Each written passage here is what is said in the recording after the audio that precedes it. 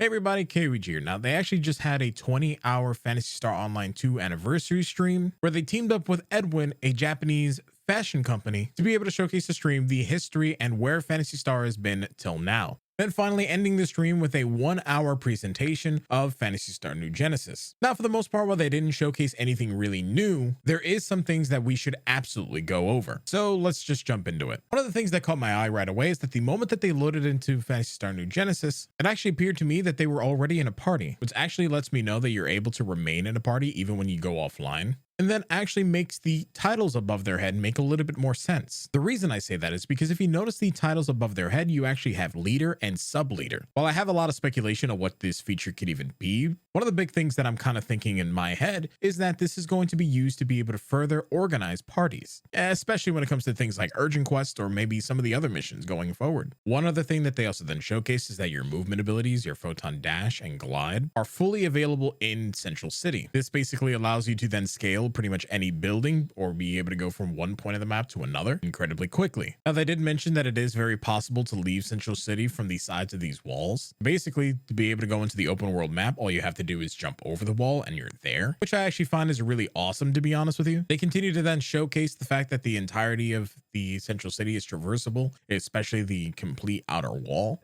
The live stream is actually kind of funny, even with my limited knowledge of Japanese. So if you guys want to do me a favor, go ahead and check out their live stream. It was actually kind of entertaining nevertheless. After showing us that you can traverse literally the entirety of Central City using all the different movement abilities, they then finally showed us what it's going to be like when you do leave Central City, which does require you to hit a loading screen, or the lack thereof. Upon leaving Central City, much like any other MMO that you guys may have played with an open world, there is a seamless transition. It lets you know that you are doing a little bit of a rendering thing, but not a full true load screen anymore. It seems like the only times you actually fully get a load screen is when you go back into Phantasy Star Online or when you go into Cocoons, and then obviously when you leave a Cocoon. To be completely honest with you, I like just being able to play the game and get into the action, so that's awesome. One of the next things that they show us is actual gameplay when you're in the open world. One key thing to know is that this is no longer an option in your menu. Meseta crystals are actually automatically on pickup and will go to you if you are in movement, meaning there's no more chance that even if it's auto pickup, you're going to lose out on your Meseta. Honestly, this just means that there's less time picking up items and more time actually playing the game and getting into combat. One of the next things that come up is actually the trial system. For those of you guys who are very familiar with the Phantasy Star Online 2 and you've been playing missions before, you know that trials will appear at random when traversing your mission. Luckily enough, that actually doesn't change in Phantasy Star Online 2 New Genesis. Basically, while traversing the world, much like PSO2 Original, you will still have a random enemy trials that'll then spawn. Now, these will vary. They did say that there is a large variety of trials, but they only showed off ones where you're basically killing enemies. If you also notice on the left-hand side of the screen, you can now track your story missions and your dailies, much like you could with your ARCs missions back in Phantasy Star Online. The cool thing so far is that while the daily that's being shown is actually kill 50 enemies, they did mention that there will be a larger variety of trials, so look forward to it. For me, one of the cool things is they actually showed the indigenous creatures to the planet, which in this case are called tames. And unlike in Phantasy Star Online, where literally everything and anything is trying to kill you, while traversing the open world, you'll see various amounts of creatures that are not trying to kill you. These are just normal enemies that'll either follow you for a little while, they'll interact with you in various different ways, but ultimately they won't attack you until they're attacked, and some of them won't even attack you even if they are. Now, you might have noticed at the beginning of the video the urgent quest alert went off, and then it showcased it on the map as well. One of the cool things that winds up happening here is that it's definitely visible more in the nighttime, but you can see that the sky begins to change, and there's also this red aura around the urgent quest location. They actually didn't showcase the urgent quest or the emergency quest. They did mention a huge focus on the effects of the terrain when it is available and when it's being showcased on the map. What I was able to understand is that this can actually be seen from a large distance away. So even if you somehow missed the urgent quest notification that appears on screen,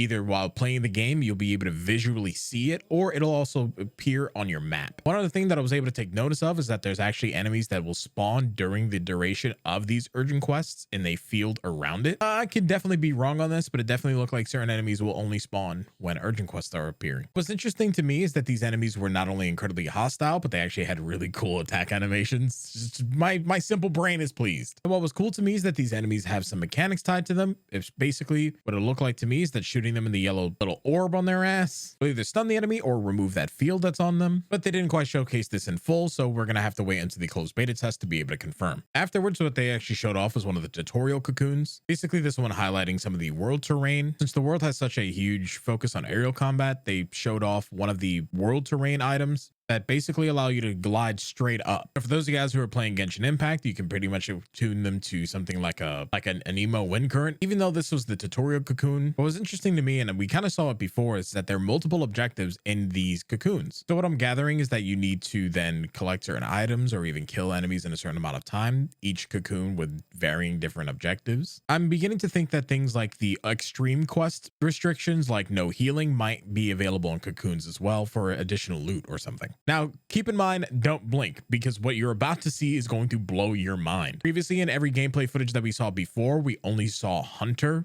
PA burst. This time they kind of show off Ranger, which is, from what it looks like to me, a killer satellite looking ability. If you know where that killer satellite reference is from, please do me a favor, leave a comment down below, because you're like one of my best friends. And then while we went over character creation a little bit before the previous live stream, this time they go into letting us know a little bit more details. Much like Phantasy Star Online 2 Original, basically, if you're using star gems, you'll be able to change the proportions of your body. One of the cool things to know is that that only applies to the actual proportions where the face lies. You'll actually be able to swap back and forth between a new Genesis body type and a Phantasy Star Online 2 body type for free, it looks like. This then showed off that Phantasy Star Online 2 hairstyles and cosmetics will actually be able to be used on the new Genesis face types. So if you're worried about some of the things that you had on you currently, you can still use them. One of the questions that a lot of people had, and one thing that I wasn't entirely sure of, is whether or not you can use a cast head on a human body type. They showed that off, and the answer is yes. Come on, dude, leave a comment down below if you're excited about that like I am. I'm gonna freeze frame real quick just so we can unpack this little section here. A couple of you guys had questions about whether or not they're going to charge us to be able to change our color schemes as well. So what it looks like here is that with base attire and innerwear, what it looks like here is that you're still going to need a color change pass to be able to change the colors of your outfits, whether it be base attire, innerwear, or even outfits, outerwear, or anything of the sort. Now, there's been no word so far of whether or not the color change passes and the salon tickets that you guys get from Phantasy Star Online will be able to be applied to the new system in New Genesis. My assumption is that they will be, but again, we don't have any official confirmation yet. For me personally, I'm actually just more excited about being able to change the color of my base attire and outerwear as well as other options of my outfit, because to be completely honest with you, I'm tired of having like some things be mismatched color, especially because I just like having one solid color scheme. Keep in mind is that there will be things that will only be available on a Phantasy Star Online 2 body type, while other items may only be able to be used on a Phantasy Star Online 2 New Genesis body type, which honestly is a godsend that body types are able to be changed for free. Am I right? They then showed off accessories and how they're basically no longer tied to an anchor point, allowing for an even deeper degree of customization and even more cursed things. Again, I'm going to be making a video on this, so please bear with me. Then finally, they topped up the stream with showing some more things about the movement, especially when it comes to swimming. While yes, I'm still just as surprised as many people are that swimming is actually a thing in Phantasy Star Online 2 New Genesis. These little pond areas are actually going to be located to either side of the amphitheater, where they are going to be having live concerts in New Genesis as well. I have the thought in my head that I'm going to be watching a concert